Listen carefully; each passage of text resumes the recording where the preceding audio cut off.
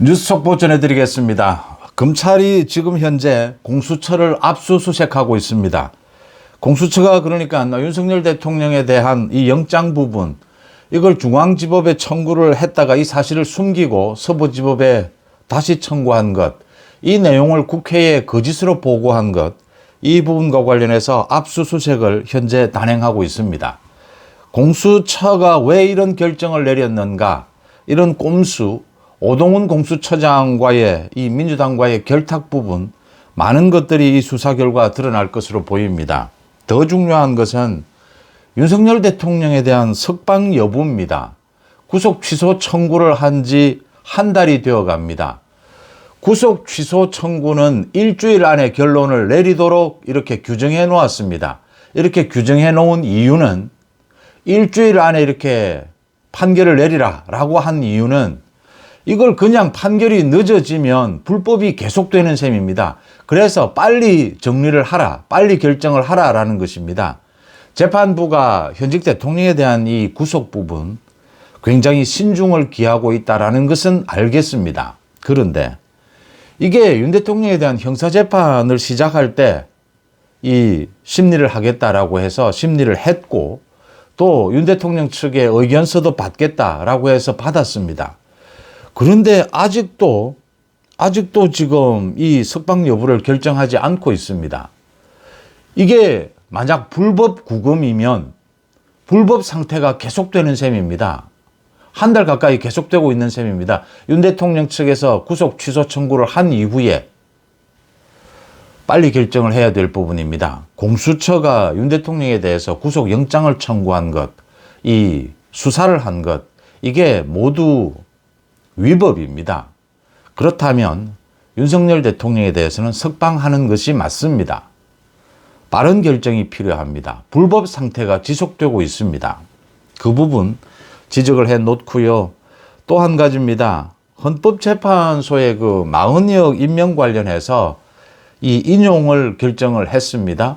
권한쟁의심판, 이 인용을 결정을 했는데 이것과 관련해서 최상목 권한대행에 대해서 박찬대입니다. 민주당의 박찬대가 오늘 오전까지 임명을 하라. 그렇지 않으면 최상목 권한대행을 권한대행으로 인정하지 않겠다라고 하고, 오늘 오후로 예정이 되어 있던 여야 이 국정협의체 회의도 중단을 시켰습니다. 민주당에서 빨리 임명해야 한다. 임명하지 않으면 헌재 결정을 위반하는 것이다. 직무유기다. 고발하겠다. 이런 것까지는 야당이 그럴 수 있습니다. 민주당 입장에서. 그런데 박찬대가 뭔데 이 시기를 결정해서 오늘 오전까지 임명을 하라, 강요를 하느냐라고 하는 것입니다. 저건 협박입니다. 최상목 권한대행이 이 임명 시기 부분을 임명을 할 것인지 또 언제 할 것인지는 최상목 대통령 권한대행의 재량권입니다. 검토할 사안들이 많이 있죠. 헌법재판소에 지금 판결문부터 분석을 해봐야 합니다. 대통령이나 국회가 헌법재판소의 명령을 듣는 기관은 아닙니다. 독립적인 기관들이죠. 서로 견제와 균형입니다. 이런 가장 상식적인 이 원칙도 모르고 이렇게 민주당에서 공격하는 것에 대해서 최상목 권한대행이 대꾸조차 하지 않는 것이 잘하는 일입니다. 꼭 한다면 유감이다 정도로 하고, 이 마흔역 임명 부분은 최상목 권한대행이 심사숙고해서 말 그대로 여러 가지 검토할 사안을 검토해서 결정할 부분입니다. 그 다음 이것과 관련해서 이제 이 권한쟁의심판 인용 결정이 났는데 5대3이었다. 지금 정영식 주심을 비롯해서 3명의 재판관은 반대 의견을 냈다. 그런데 헌법재판소에서 발표하기는 전원 일치로 이렇게 발표를 했습니다. 권한쟁의심판이 인용이 됐다. 그래서 정영식 재판관을 비롯해서 이 3명도 지금 흔들리는 것이 아니냐, 그냥 생색내기 한 것이 아니냐, 비겁하다, 이런 지적. 오늘 조선일보를 비롯해서 일부 언론에서 이런 보도를 했고, 또 조선일보 보도가 나니까 거기에 그냥 따라 쓰기를 해서 일부 유튜브에서도 이런 것이 보도가 됐습니다. 제 송지TV의 댓글을 통해서도 여러분이 지금 정영식을 비롯해서 3명의 재판관을 믿어도 되느냐 이렇게 말씀을 하시는데, 이건 제가 이미 2차례에 걸쳐서 말씀을 드렸습니다. 이건 그렇게 볼 일이 아닙니다. 그러니까 5대3 결정이 나면 권한쟁의 심판은 과반 이상의 표결로 결정이 됩니다. 이미 권한쟁의 심판 인용을 하겠다라는 결정은 난 것입니다. 반대 의견은 낼 수가 있습니다. 그런데 전체적으로 이렇게 전원 합의가 되었다라는 발표를 왜 막지 못했느냐? 비겁한 것이 아니냐라고 이건 볼거리는 아닙니다. 그것까지 막았으면 더 좋겠지만 전체적으로 지금 인용 결정이 나는 것을 막을 수는 없습니다. 그러니까 김형두가 문영배 쪽으로 선 것이죠. 그래서 이게 지금 5대3으로 갈리었다. 이걸 왜 막지 못했느냐? 전원 합의가 아니었다. 반대 의견만 내고 겉으로 생색낸 것이 아니냐. 이걸 이렇게까지 볼 일은 아닙니다. 법조인의 말에 따르면 비겁하다 이랬는데 지금 정영식 재판관을 비롯해서 이 3명의 재판관에게 이런 것까지를 요구할 수는 없습니다. 그건 과장이고 비약입니다. 지금은 정영식을 비롯해서 3명의 재판관이 이 문영배 쪽에 저런 불공정한 재판 진행부터 시작해서 윤 대통령에 대한 탄핵, 이 심사까지 그래도 합리적인 결정을 하기 위해서 안간힘을 쓰고 있다. 이런 균형감으로 봤을 때 어느 쪽으로 읽는 것이 맞느냐. 지금은 그래도 3명의 소수 의견을 내면서 이 부분에 대해서 반발을 하고 있다. 이렇게 해석하는 것이 더 합리적입니다. 경고용이다라고 할 수 있겠지만 경고라고 해도 팩트 체크는 철저히 해야 합니다. 거기에 부하 뇌동할 필요는 없다라고 보입니다. 현재까지는 정영식 재판관을 비롯해서 합리적인 재판관 3명이 그래도 이 상식과 법리에 따라서 판단하려고 노력하고 있다. 그걸 자꾸 비약하고 과장할 필요는 없다. 이렇게 읽히는 대목입니다. 이재명이 오늘 사실은 좀 충격적인 결과 2가지를 받아들게 됐습니다. 먼저 민주당의 양문석입니다. 양문석에 대해서 오늘 1심 선고가 있었습니다. 양문석이 사기 대출을 했다. 딸 명의로 사기 대출을 해서 강남 아파트를 샀다라는 것이고요.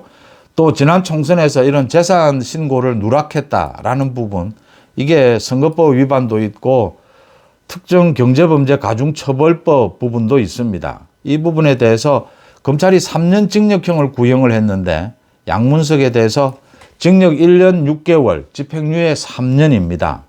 또 선거법 위반 관련해서는 벌금 150만 원입니다. 선거법 위반 관련해서 만도 150만 원, 100만 원이 넘었기 때문에 양문석은 이대로 형이 확정이 되면 이 배지가 날아갑니다. 국회의원직을 상실하게 됩니다. 또 사기 혐의 관련해서도 징역형, 집행유예가 붙긴 했지만 징역형이 선고가 됐습니다. 이 양문석은 제가 거듭 말씀을 드리지만 지금 국회의원 300명 가운데 가장 저질 국회의원을 꼽아라 라고 하면 제가 첫 손으로 양문석을 꼽을 수가 있습니다. 이런 양문석을 이재명이 공천을 했습니다. 그 양문석이 1심 판결에서 국회의원 배지를 상실하는 형을 받았습니다. 선거법 위반 부분도 있었습니다. 사법부의 태도를 볼 수 있는 것입니다. 양문석이 그 재산 신고를 좀 축소해서 신고했다라는 것은 사실상 이 선거에 출마하는 많은 사람들이 저지르는 이 범죄 중에 하나입니다. 오늘 판결문에서도 그렇게 이야기를 했습니다. 그렇게 큰 범죄다라고 볼 수는 없지만 150만 원의 벌금형을 선고했습니다. 죄질이 나쁘다라고 하는 것이죠. 이재명 선거법 위반 마찬가지입니다. 이재명에 대해서 지금 선거법 위반 2심 선고가 내려지게 되면 대법원이 도대체 어떻게 해야 하느냐. 이 이재명이 대통령 선거에 출마를 만약 하게 되면 형사재판이 그대로 진행이 되느냐 되지 않느냐. 대법원의 계류 중인 형사재판도 중단해야 하느냐. 지금 이것 가지고 여론조사도 하고 국민의힘에서는 대법원이 입장을 밝혀달라. 이 헌정 혼란 아니냐.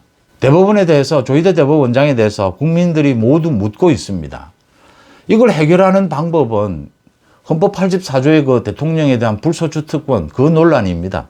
법에 규정이 되어 있지는 않습니다.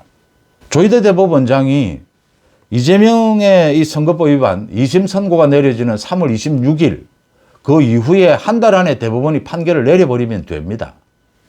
물론 현실적으로 한 달 안에 이 재판 일정 잡기도 쉽지 않을 겁니다. 뭐 우편물도 보내야 하고 또 이런 절차를 밟아야 합니다. 그런데 서두르기만 하면 충분히 불가능한 일은 아니다라고 하는 것입니다. 또 대법원이 일찍 조희대 대법원장이 이 선언을 하면 됩니다. 그러니까 대통령 선거가 뭐 있지도 않겠지만 조기 대선이 있다면 이재명이 출마를 하더라도 뭐 당선이 되더라도 이재명에 대한 형사재판은 그대로 진행된다 라고 유권 해석을 내릴 수도 있습니다. 대법원에서. 이게 논란을 중단시킬 수 있는 부분인데 조희대 대법원장이 그렇게 적극적으로 논란을 중단시킬 것이냐, 이런 많은 질문에 대해서 이 간접적이긴 하지만 조희대 대법원장이 내놓는 답변입니다. 오늘 대법원에서 재판 지연을 막기 위해서, 그러니까 이 재판부가 바뀌었을 경우에 모두 증거, 증인 뭐 이런 부분에 대해서 이 바뀐 재판부가 모두 다시 이렇게 재생해서 들어봐야 하고 증거 조사도 다시 해야 하고 뭐 이렇게 되어 있는 것을, 이걸 규칙을 바꿔서 아주 간략하게 간소화할 수 있도록 했습니다. 조희대 대법원장이 그동안 계속 강조해온 재판 지연만은 막아야 한다. 신속한 재판. 이걸 위해서 이 형사소송 규칙 144조입니다. 이 단서 조항을 신설을 했습니다. 개정을 한 것입니다. 규칙을 개정을 한 것입니다. 조희대 대법원장의 답변인 겁니다. 재판 지연은 용납하지 않겠다. 신속한 재판을 하겠다라는 것을 조희대 대법원장이 간접적으로 다시 내비친 것입니다. 물론 이건 뭐 전체적으로 모두에게, 전 국민에게 똑같이 영향을 미치게 됩니다. 윤석열 대통령의 뭐 탄핵 심리라든지 윤석열 대통령의 재판에도 이런 신속한 재판, 이 원칙이 적용됩니다. 마찬가지로 이재명의 재판 관련해서 지금 선거법 위반을 빼고는 재판부가 바뀌었습니다. 대장동 재판부도 바뀌었고 대북 송금 재판부도 바뀌었습니다. 이재명이 더 이상 재판 지연을 못할 것이다 라는 것을 이 규칙 개정으로 알 수가 있습니다.